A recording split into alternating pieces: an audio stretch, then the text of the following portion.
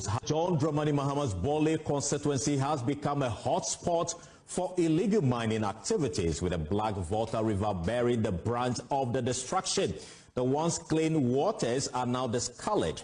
Mame ay Dina Yonkopa Daniels Upo Baba ko onka no kro Ghana Hanoti NDC party office Sika no hide behind Peace Watch Ghana Safrana Mabana so nyumire na Black Volta amanfo mu tie me Bole bamboy ne mpatamu ho enyina no banan kwanta kwan so onyina no wo mu di adanse ese na nado dankwa akofo do onye hwe kura de Black Volta no otimi bo ho ban a na amanfo akoye fishing e wo Black Volta no otimi bo ho ban ama Black Volta no amanfo ko ho ekosanso ekosi wo mo niema esabi bafie eba bedware na nado anye hwe kura na bolefo President Mahama kurom no wanye hwe kura no otimi bo Black Volta ho ban ama amanfo wo bamboy banan kwanta tenga bole President Mahama kurom no Black Volta no obo ho ban eno na yet almost source of water wo area ho eje omo nkwan enti na ye nsukro din ema omo de ba ye President Mahama ba ye no ene Black Volta a 10 milo ani abre a 10 milo President Mahama tima just 10 months ema Black Volta no ye the Black Volta na to farm ama Black Volta na akofo do ball ho ban no ye de na to fam agunanim ase ama ye nuanom Joy News ekokoye report producer fa Joy News report no fa tudwa. John Dramani Mahama's Bole constituency has become a hotspot for illegal mining activities, with the Black Volta River bearing the brunt of the destruction. The once clean waters are now discolored, posing a significant threat to farmers and thousands of residents who rely on the river for drinking water and daily survival. Heavy equipment, chamfan machines and pumping machines used by illegal miners have damaged arable lands. Fisher folks who depended on the lake for their livelihoods. John Dramani Mahama's Bole constituency has become a hotspot for illegal mining activities, with the Black Volta River bearing the brunt of the destruction. The once clean waters are now discolored, posing a significant threat to farmers and thousands of residents who rely on the river for drinking. President Kurum. And I must say, and I must say, a crumb and if I'm penocre. O cannot say pet over cobia night. Crumb and if I'm penocro, o cannot cram a super cobia night. And to be a man from pecoti, or once I'm not say. Men kana makobie nai men ka ne de makwa akoshem na wotwe mienu na wotwe obepie no wabrabo asesa dabi nipa mpe no kore because okay ye ba yire wo by force wa hankofo do akwa akotum enti sadia obia enhun said the man city na said o si hun na fanesa oti akra e dada Ghana for news efiri backyard eneba na eneduma die ni course no esere say president say or invite attorney general be analysis wie yen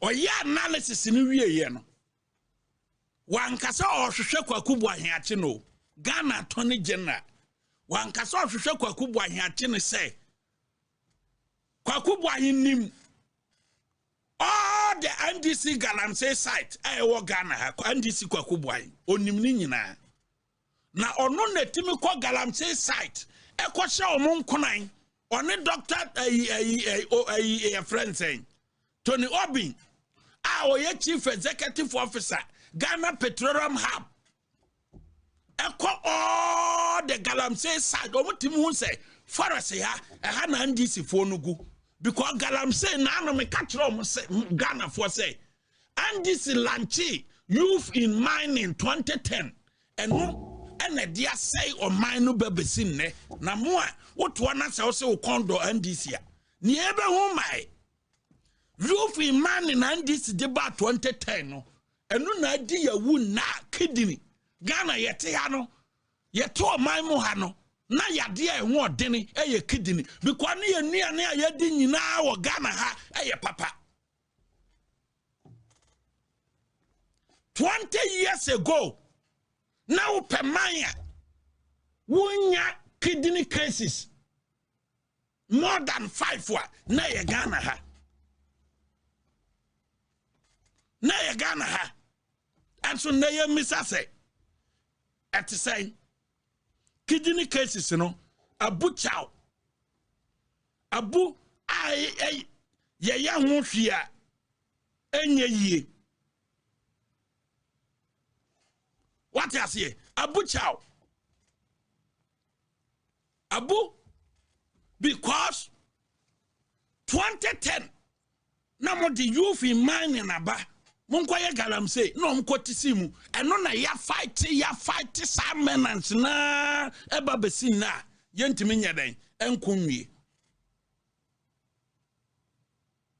tine mo introduce youth in mining na edan Galamsey no mugusu jina microphone ani dada nkrofo eyusu TV station ni radio for dada nkrofo se mbetu ase a mu di agoro fakwaku boy video no kire producer fatire na ne kasa ase no ma wo bia sisi amohunu wa ha no obehunu se the land in the city obeka na meboa after on the 11th that way on the 7th no and she say ya wo ho e de mam because no na beta akotena ho se de be ya yenu anu bre yo mo ya dwuma check akre musu be nya sa asini bi na so ya sa e de machine si so ase wa ma a obekwa akohan na so dia be ya dwuma na so do krom no nko for so eden e di hie enti wo kwa akoto aba no a e John Dramani Mahama e tu da ona ne kasa ase no ma wo bia sisi amohunu wa ha no obehunu se the land in the city obeka na meboa after on the 11th that way on the 7th no and she say ya wo ho e de mam because no na beta akotena ho se de be ya yenu anu bre yo mo ya dwuma check akre musu be nya sa asini bi na so ya sa e de machine si so ase wa ma a obekwa akohan na so dia be ya dwuma na so do krom no nko for so eden e di hie enti wo kwa akoto aba no a e John Dramani Mahama e tu da Attorney General Kasan we reality also wanhu because kwaku boanye NDC ninti yan kanasem yate ne ye friend selective justice na ye be kan ho asem enti wakatira awiase nyina se before that no tama wontumi obi and now mremum friend tama wontumi emisa no as a cast for money unto Jesus for he cares for you obi ohwe me Jordan tama wontumi anopa says what is that American mass dia mani abra ana me katire tama wontumi say kaniti wonti but menya time what to say one regional youth organizer and never who arrest my case PP regional youth organizer your friend Charles Ado ono na regional youth organizer Bono East na oye Canada Japan coordinator Bono East ho akọ samina boy babi a wo mining site no wo no a wo hu lease no wakọ akotwitwa nkrofo omo ye Galamsey wo area ho pictures ana omo de petition aye dan atoso e de akọ attorney general na me frɛ chama wuntumi no ano aduru babi agro wo nani so agro wo na enko babi ne Attorney General say, "Oh, kasa no mo di no mutie na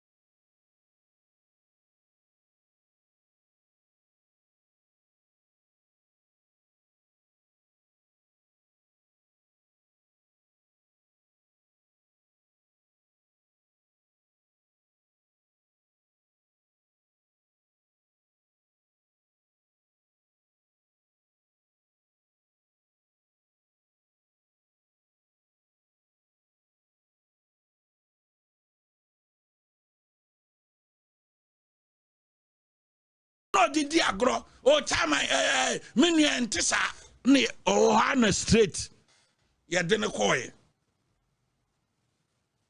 ya wa agro num me de da mekọ ho bia ma di kana kama no na dembeko na momu de no to na me fra o ka asem no didi agro awasema chasado aye oye bono is MPP youth organizer akwa twitwa amena producer fa Galamsey amena na wototo fato so memfanya ade fato so fa sa Galamsey sati amena no fato so na memfanya ade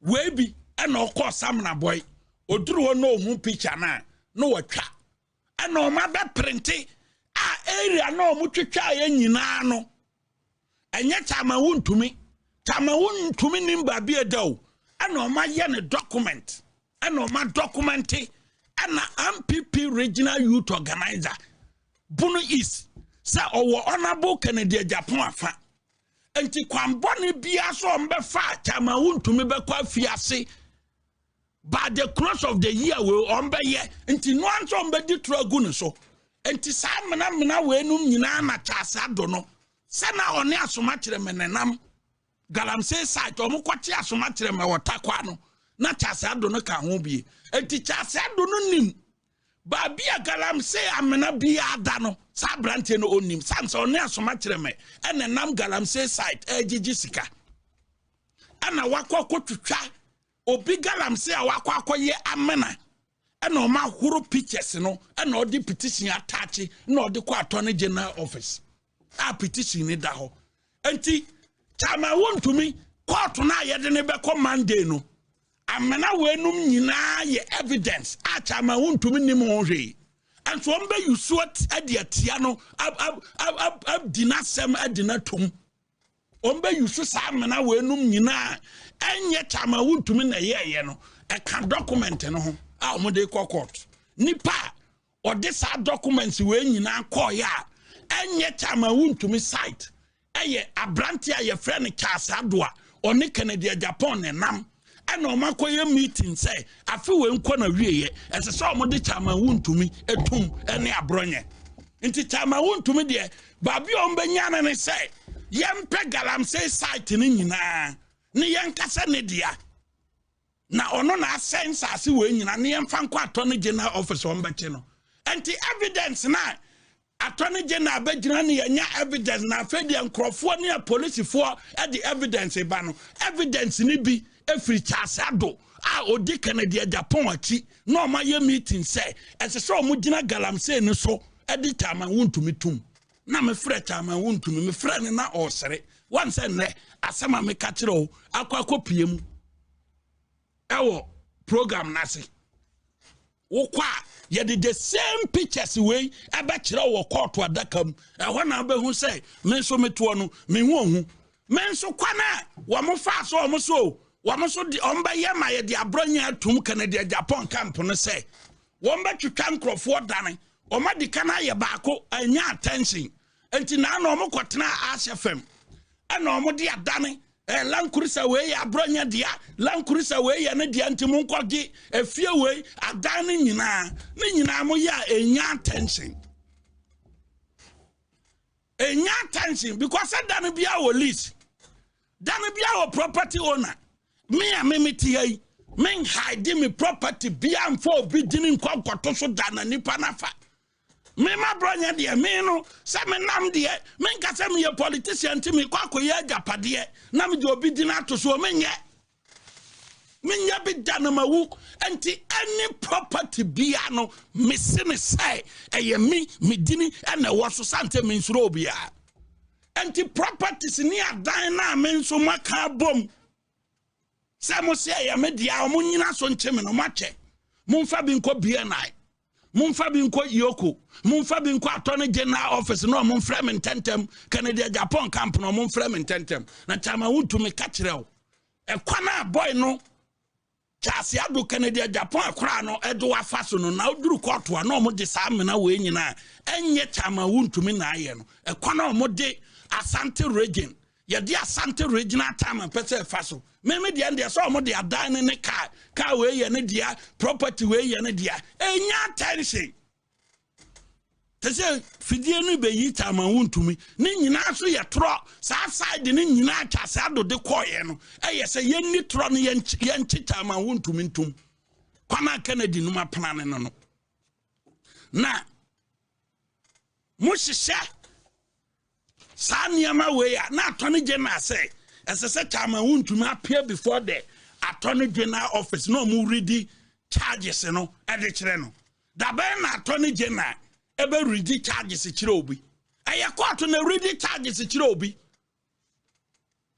aye court wo charge me a ehwo nyia say opa obetima frame detain me ade atia no wayi mi say ye court eno ano no ubetima frame detain me ade atia no wayi mi say yen kokod ba say police ni echi wo police station no waka kire say the only thing is wo frame na say also what charge me na ma twere me statement chama wontumi mo frɛ no ama na twere ni statement awie ma ka kire ne say oye illegal mining contrary to the Minerals Act no 703 no and in some charging so illegal money contrary to the Minerals Act no at 703 dia fane court wodine court wa aye court honom ana court no be ready charge sheet no atire time wontumi but me so surprised say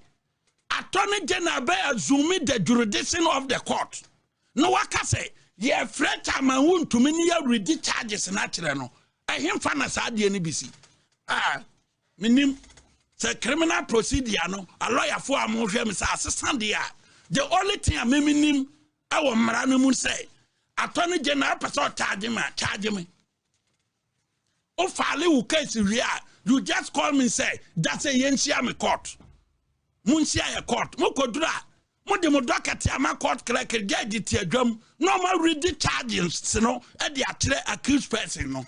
But for attorney general to say, Chama won't to me attorney general office. Now you ready charges in Trinity. But any criminal procedure, law be no white say, attorney general be ready charges at Roby. What in the panel? Not all charging, no making a statement. We are put the person before court. But Omra attorney general office now read the charges and you are not the court. Procedurally, are you wrong? Legally, are you wrong? Monfa law no biawo kromesi. Procedurally, are you wrong? Legally, are you wrong? Say attorney general beka say accused person run office no read the charges in Chireno. Are you wrong? Nti asem na attorney general e kan wo adwumadie nasen emramu no e wrong. So obeka say accused yes. Ni ababa ya ne say me no ka say no omama police fo akwakote wo attorney general office wo. Pna o ma fa ne say Monday no omama police fo CID fo na wo mo investigate chama wuntumi no ombekwa akote wo attorney general office wo. Nti chama wuntumi duru ye na no na omo de handcuff aso ne nsa because charge sheet na you ready. Nti omo de handcuff begu ne nsa omo de handcuff gu ne nsa na omo de ne court omo de ne duru court wa yes ye call ye no court wa remand no nti bia omra Friday e strategy ne nyama amachisa ye nim. But don't tell anybody say emramu no attorney general or right to say see ya the 4 year nhwehwemu bibia wia ana attorney general wo charge obi wia na nipa no opa na otwere ni statement.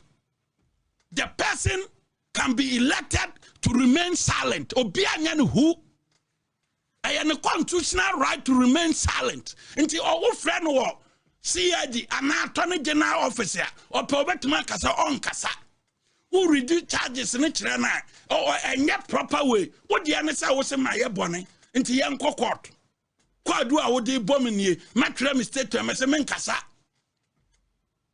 babia ye ready charge sheet and kire accused person the court. There's no law And there's no law in this country a mandate attorney general so already charges enter accused person. You can only charge the person. Now the court. Now court will read the charges, you know. Actually, when I ever taking the pan in the pre, who taking the pan in the pre now who taking it say, Nipana be admit say.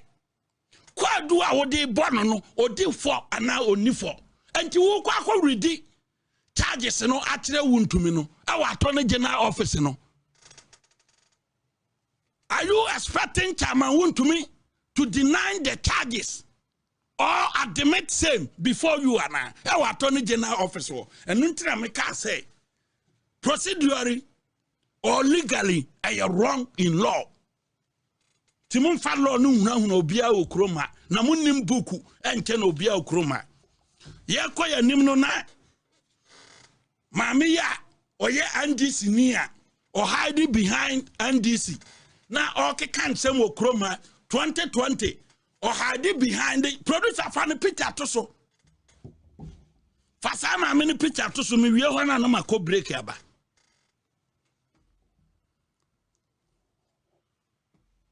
Fa nyan kontra dan ye no to so. Ora yan co break 2 minutes mra. Yan co break 2 minutes mra 3 minutes mra.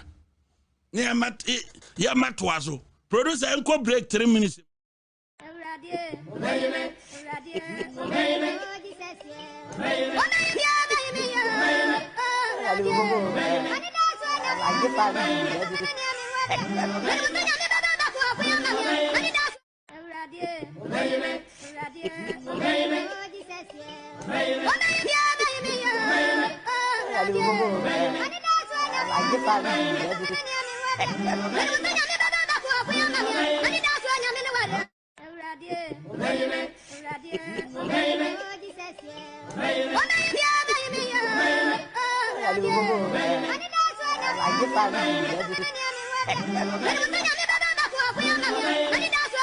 That's a little bit say that can one say they will say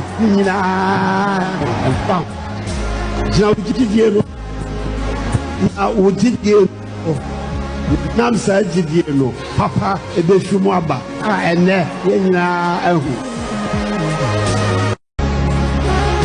so would you deal when you go home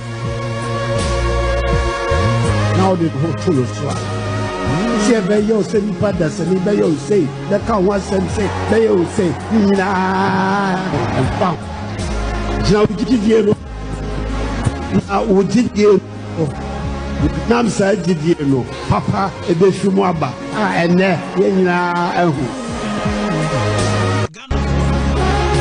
so would you deal when you go home now the whole full of swag. See, they all say, Padas, and they all say, the cow was and say, they all say, and found. Now, would you Nam said, you know, Papa, a bit shumaba, and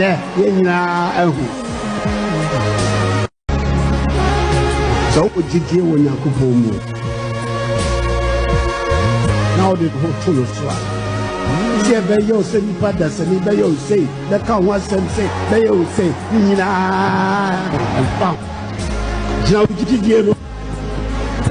would you Nam said, you know, Papa, a bit shumaba, and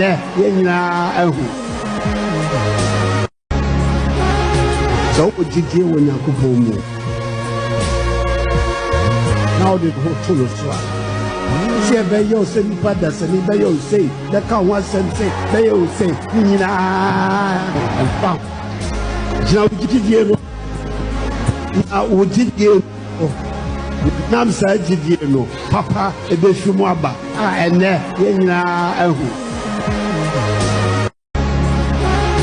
so would you deal when you go home now the whole full of swag. See, they all say, Padas, and they all say, the cow was and say, they all say, and found.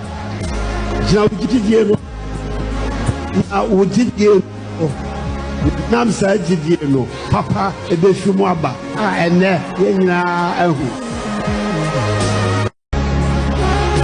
so would you deal when you go home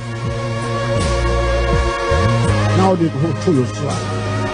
Say be yo say ni pa da se ni be yo say the can one say be yo say ni na fa. Jina ujidie no. Na ujidie nam sa jidie no papa e be fimu aba ene ye nyina ahu. So ujidie wo Nyankopon mu. Now the whole so. Say be yo say ni pa da se ni be yo say the can one say be yo say ni na fa. Jina ujidie no. Na ujidie nam sa jidie no papa e be fimu aba ene ye nyina ahu. So ujidie wo Nyankopon mu. Now the whole so. Say be yo say ni pa da se ni be yo say the can one say be yo say ni na fa. Jina ujidie no. Na ujidie nam sa jidie no papa e be fimu aba ene ye nyina ahu. So ujidie wo Nyankopon mu. Now the whole Ghana for mon sorry o, Ghana for mon sorry o, munti eno hia TV aba. Kwa aba biem at the evidence show ewo ohia TV so. Producer fa ma me ne picture na to so. Sama me we oti NDC party office ho. And NDC for na boa ne wa kreti ayina 2024 no ni nam kroma kansem fon kire MPP. Officer cancel fuano owia no akotena NDC party officer no ayese bofroad ye friend no dan dana Yonkopa Daniels also ye executive director mukwati opaque organization NDC fuano strategy omo ye ne say wo matete sa civil society organizations do na e dia man NDC fuo wo ba hu so ko radio station ye free political parties ya no bo no mo so te ho say wo mo no de ye neutrals no mo ka bi ma NDC owia no akotena NDC party officer ye adwuma oni wa ye se bofro to that so no dina Nyankopa Daniels why na nim officer 2024 ke cancel fon kire MPP a wo ye se bofro to no why ye se pan no a spy no yanka wasem ntino. This an officer about Kroma, I used to say pitch what Ghana no at their dins and phone, nay yababe jam wake cambiaco. Sa opaque organization now what here, and this in a mouse scout de Casa Kroma no. Yanum be the other buyer so ya kura last stop. Me catch your plane, Yanum the other dream ha. A member winning your more no mania our door mountain. Yanum dear, would the dream why ya kura last stop, ya do better from flat. Now we akọ aba threaten say e da me mekan lodin na asem who born dog wo ya wonya akọ no wo ba be threaten me Abronye wo wonya akọ no dan na Yonkopa Daniels wo wonya akọ no wo ba be threaten me say da me mekan lodin na Mahama asem bienu wo ba organize ma woni ma bia o wo NDC party office. Catching myself about organizing NDC women's organizers. You be more sick they are organizing. Now, Baba, to me, my bottom chemo. Woo ya woo. So, once in a say, woo ya babin fanfa. Meme like yam fanfa ho. Media may catch your plane. So, once in a say, woo ya babin fanfa. None ye serious on the door here. And fam mammy me light so me catro what the bam light so about temenkan. Tina one this party office wa na opaque organization no ma bi ama no. O ke kan won sema. Maninya kura last stop humba bi obeka fa ba me light there me Abronye me light there. What the fast wa be ye mo bo krom ha. And this for na be catro say ye basuma na mom Abronye who such a feeble person. One summer, O Canino, argument, who call radio so, Meteor, I say this woman, or feeble mind. Oh, you have a feeble mind there. Any question can respond to you. But me, my man for whom baby or casa free, any party I belong to. Oh, Baba catch them, say. Semeno, me can Lordina Mahama, Sembiema. Won't Tiasia say, Lordina Mahama, call you and Jenna Assembly. Aqua Casa, Namede Baba to Rebecca home. Inti, Semanya Lordina, some kind. Uba organizing ma di abame so wo woman o kasa te se ne o control ma o kroma anam so ye NDC ninti utimi organizing ma chief justice ya ne ye threaten no your ba unwanya kono chief justice toko no your ba na ya titi na gini post wo ma organize ya adana wa organize fanko mi bisaw nyanko pada Daniels who ma organize ya me so hu anya economy nim pakro de wachi na se memobo who ma organize ya oyonko ba ye titi no okroma no enam so ye ndisi ninti na ye ode da ben na so ka se kwana ye the chief justice fa so enye papa and now wa ba betena se say wo warn me stupid woman wo betema warn me ma bronye say wo warn me say that me ma can bro ayi elodina say we organize ma ayi NDC women's organizers now be organize omo don't bring your nonsense to me your NDC attitude any feeble mind na ekita na o kasa te say obi a we certified lunatic no don't bring it to me na nene wakanti masana bo Lordina voice no na ma bo Rebecca also ntiase o say wo say me de Rebecca I compare Lordina Mahama na mpese me gu Lordina Mahama nimase enti wo ntiase na hu na wu ene anwumre mama pressure akosoro producer bo Lordina Mahama voice ni biem fatuso na bo. Your Excellencies, ladies and gentlemen, brothers and sisters in faith, I bring you warm greetings from the good people of Ghana, from my husband John Dramani Mahama and our family. I also extend well wishes from the Lordina Foundation, through which we work tirelessly to improve the lives of women and children in Ghana. Thank you for the invitation to the annual prayer service for children.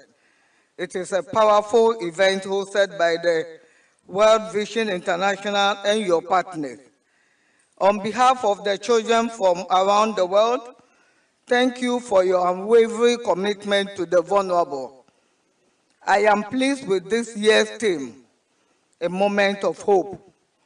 It is very relevant, particularly as our leaders gather for the 80th UN General Assembly at a time when the global order is rapidly changing.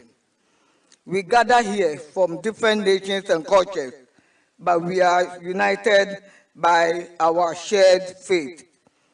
Through prayer and collective action, we can create a world where every child is protected and empowered to achieve their full potential.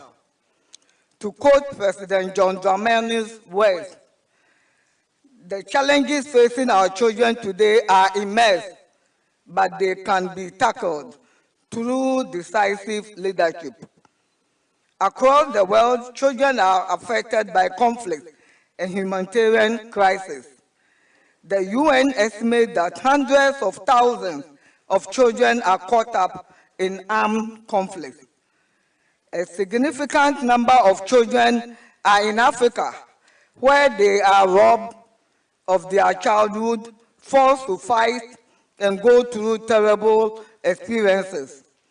These are precious lives, destroyed by circumstances beyond their control.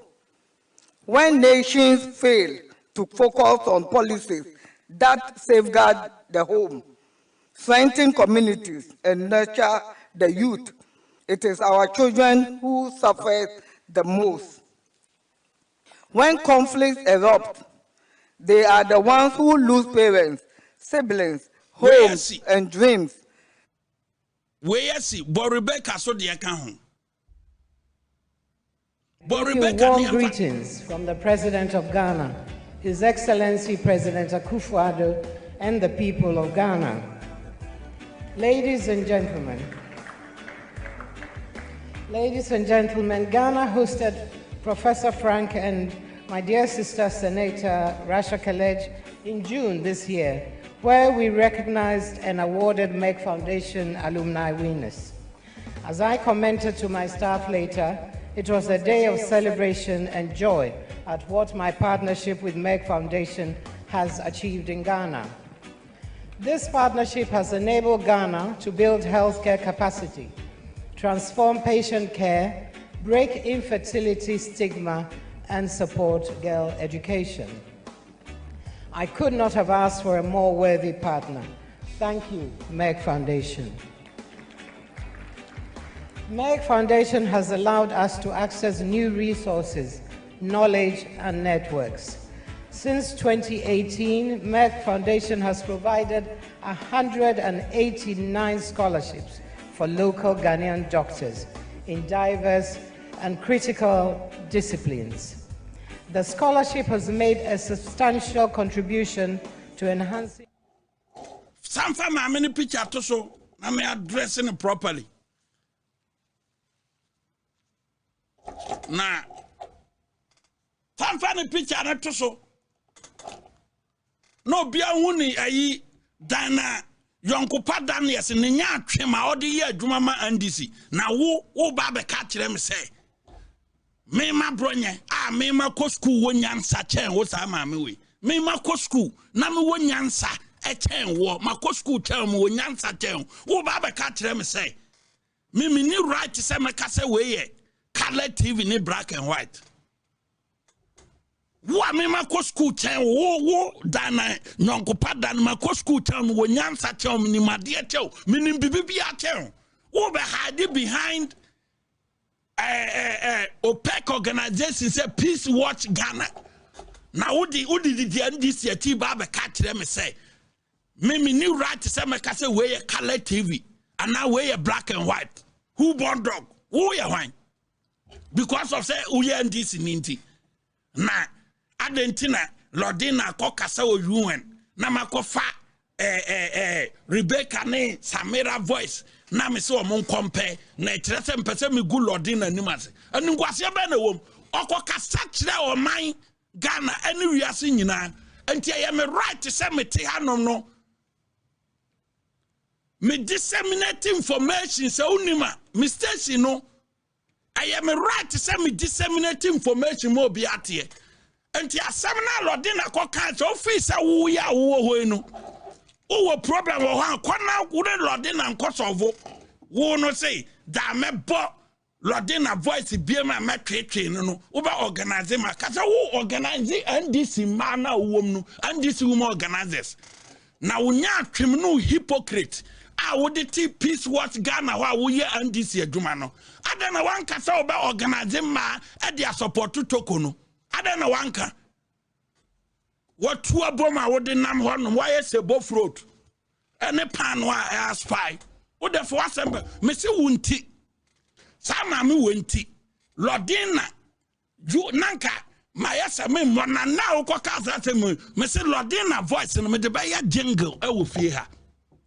wunti mon kan tell Lordina say ne voice no kura nanka me mo na mom sika nyankonto ayi nyonkopa Daniels ko different ni wa oso obaba be kasa maninti me de be ya jingle e wo fie ha yini free so na ne ho nya akono otuo na 2024 o fa ho ke kan sam tire MPP fo na MPP fo ye obi o mo so o munyia no no maja me de this time there free not yo this time there me kan break ni mo so muni ma yam fa breaking ya aduma from now to 2028 break bia no wa ma apply hey menya ka se wo na neme ba so a MPP mo bia ntime nye wo nkwa Ghana ha obi ntime nye wo nkwa menya ka se me do ba ba me show we so a obi ani Ghana ha obetima je wo nkwa me ka ma wate etika na ye atwi no wo fie ha no menya tena se me do ba eni break mu break ya mo ba wa ansam ba ma police fo ba bia na fo ba ho so nyame adomatwa me danka me kwa ya no me check from now to 2028 nti matwa danka da bia me komanya ba bia da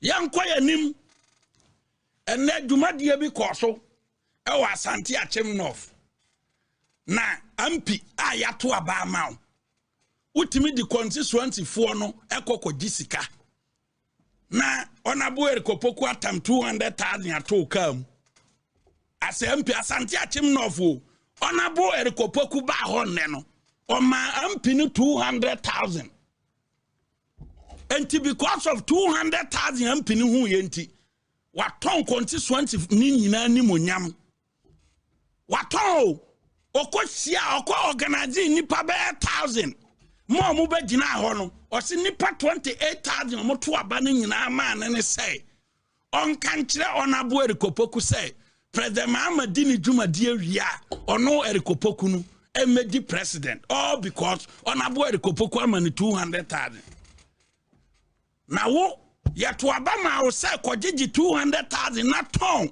constituency na nimonyam asema constituency ni nka uyafunu nti 200,000 onabo erikopoku di to ka mu nti wakwa akogina ho say Asante Achem North fuo nyina say enipa 28,000 to abama wo represent wo mo no mo say President Mahama wie ni dwumadi a erikopoku na emedi president wudu yafunu nam bo voice no mayentie producer bo voice no mayentie Mahama waye no eya me fe na enche omampani amamuo ono ankasa na endisi amamuo omampani amamuo ebekọ na wieye na ebekọ na wieye no na wadaroma honorable minister epacho Asante Achem fuo eno moto obama me enipa 28,933 omudo so fa safo ni nyina yesi etawochi se His Excellency John Dramani Mahama niema papa obeya magana no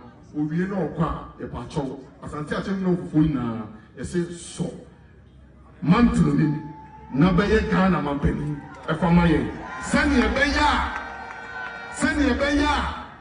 when this one hu ewo agric mu no ebekoso apeta ayekesie na Asante Achem North yina so ya tawochi yakupon shirawo yakupon kamo medamu na mo ampia wo ya ninguase nipa wo hu bam kakra bi ekokokoko hu bam kakra bi o hu bam kakra bi 200 Ghana ne ye kan e mako 10 200,000 man no he what's constituency ni nyina omo to aba man ni nyina because a nephew obedidi nti wage bam a odi kom mape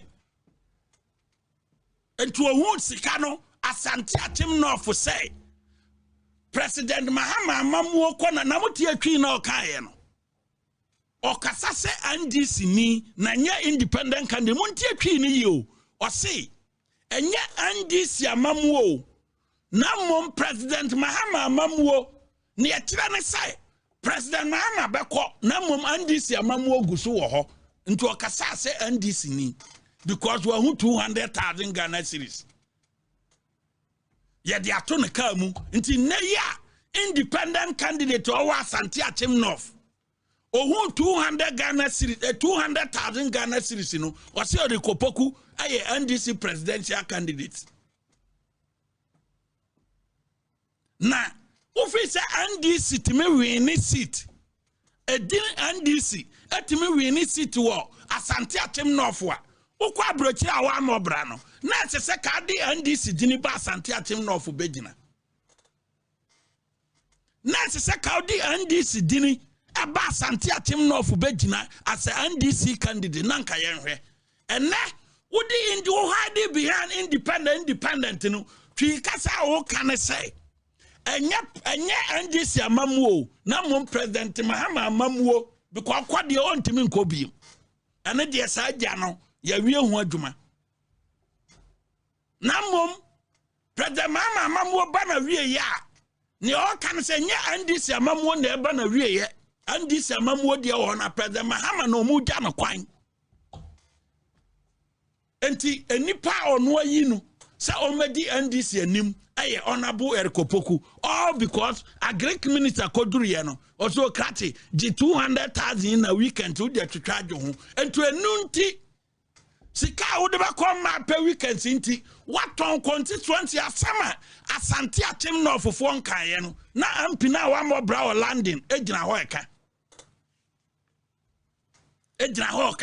say asante atem fo nyina ese enipa be 80,000 a omo to abai na ka kire wo da be omo ye press conference and na ka so omo pere kopoku ana wo nko awokwaje 200,000 kopoku fra wo de to ka mu no so obema fertilizer supply obema contract aye a ehun dininti wo se asante atem no of nyina se eduru anasa yino but modena say obeko NDC take it. But modena say obeko NDC take it. And then dia wan kokora na unye bema. Nti but modena say obeko. Na momu ntimi nyi 200,000. Enko gina ho nka say asante atem no fufuo nyina say President Mahama mamu ko na wie ya. Enipa oba eye Erikopoku all because wanya ne obedi enne. Nti no di constituency no and I say for the 200 what the bam or nima guase na de to yan kwaya nim hey junior doctors yasana kan omo ho said omo kan omo ho se mo kaya 2015 doctors call strike under President Mahama emma enipa wu papa over 1 year 6 months na doctors tifie eteki asante manwura otumfo ose tutu and no chihine and the Kosia Ghana Medical Association for and send more returning to work. And nipa wu yeno, Nyamenkwa nenim. And nay, President Mahama BM at 2015-2016 on Ghana Medical Association need doctors a 1 pure montokwano or buy asana static and the junior doctors say in pure moka. Enti omudo munkuku no munkaka atwo. Ni ya bisa say sa yentua na nora me kan wasem eye boapaye because akofo ado amamu a mo se amamu oni nye ampipi amamu a mo se amamu oni nye akofo ado ba omi amamu a mo se enye no ye ba ye wo ne atua doctors ka mo ba mo se muntua ena o mo ja o munkuko no o mayi ato ho nti ye musu ban ye wie ena nwumre no na se se me set record no straight ne edi kan said Canada Japan Crawford and Nam say Canada Japan and a year proposal at the call National Council. Emma, yes, fa former MPs. Emrano. And ye no correct. Ukwa National Council. Sisia Meno Kaseya. Records I wo actually say a bra motion by now Reverend Tim Ford will move motion. Yeah, me and I hear the first argument. Our National Council. Our records no our me. Our General Secretary Justin Kodia Frimpon dear dance say a nipa or yeah first argument. If a top down and I'm sorry you deal constitutional amendment me.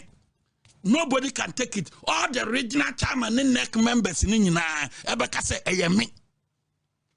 Minfantu me ho. Minfantu kuwa.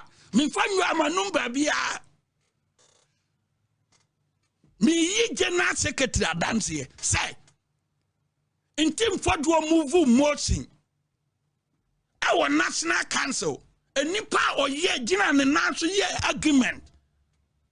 More than 25 minutes. A constitutional amendment ni early presidential elections. Mena meti hey, mi yi General Secretary dance here. O makasa meboa. And kwana top down no ye be ye, emana ye. Me na me yes argument no. Records no ewo ho. Me nyina ba bi mfantu me ho apart from na America. Atio. Kennedy ni bro for assassination na nka odi kwa akoyes argument no National Council and dabi ne di kan mo amosi Kennedy na ye proposal de koye no Last year, na Kennedy, National Council member, 2024, because no MP. 2025, Kennedy, National Council member. And to come so, and Kennedy, at the proposer, about National Council. Question a year be someone. Near the kind, so what? National Council, Cecilia, General Secretary Justin Kodia Frimpong. Only petition na proposal be a free Canada Japan wa all your proposal say yemfa old executives no emram. And the whole of this year 2025 we Canada Japan and my National Council meeting because time no can was a National Council no can say or your MP so your former MP and to on to me ma because now representing central region. MPs in region Biano at the MPs no more repoba. And a parliamentary caucus no, ye National Council members no, 20 rep, parliamentary caucus no, 20 reps. And the region Biabi or mo pikibino mo do my day. Abba. Meme region. Na honorable Kwasia me atreme. Any honorable Bafuria, no more National Council members. Nientia no more say no more MPs. And ne woman to me man National Council beam because Juma dear Kito almost say MP no afro monsa. And Tiada Canada Japan. No ya National Council member as MP. Now on the Agusu yet of timidity proposer about National Council near the kind. One can cancel one. Over team the proposer no correct. And the Canada Japan proposer or the call National Council another say Constitutional Review Committee no ever fine. Ever fine. Mon come because kwadwa upon konoma. Aye lawyer near ye didn't can Constitutional Review Committee no. Kwadwa upon konoma ni committee no. Womo call Dr. Mahmoud Bawumia ho.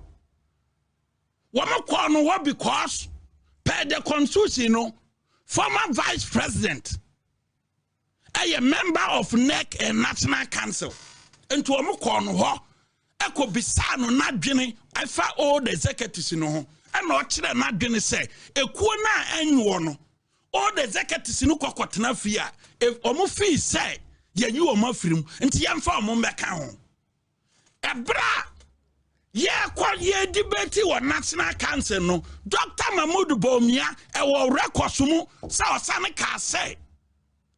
Lawyer Frank David no more make sure say a quono bedua young for all the executives in your day and can because not one and near or because or a member of National Council. And to more most Canada Japan, a can who be no more year cano or a member of National Council 2025.